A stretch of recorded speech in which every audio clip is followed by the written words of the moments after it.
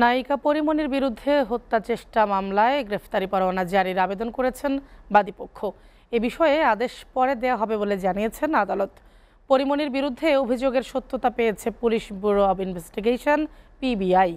ঢাকার chief judicial magistrate আদালতের বিচারক এ আদেশ দেন। এদিন এ মামলার প্রতিবেদন গ্রহণ বিষয়ে শুনানির জন্য দিন ধার্য ছিল। ঢাকার চিফ জুডিশিয়াল ম্যাজিস্ট্রেট আদালতে মারধর, হত্যা চেষ্টা Lily Aloe Face Wash. Lily, always beautiful.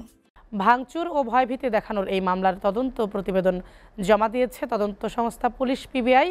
গত 18 মার্চ তদন্ত প্রতিবেদনে পরিমণি সহ তার কস্টিউম ডিজাইনার জুনায়েদ বগদাদি জিমিকে অভিযুক্ত করা হয়েছে। পরিমণি ও জিমের বিরুদ্ধে বাদীকে মারধর ও ভয়ভীতি দেখানোর অভিযোগের সত্যতা পাওয়া গেছে বলে জানিয়েছেন তিনি।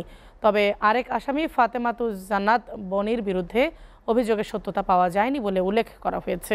ঢাকার সাভারের বোট ক্লাবের পরিচালক নাসির উদ্দিন মাহমুদের করা হত্যা চেষ্টা মামলা হয় 2022 সালের 6 জুলাই।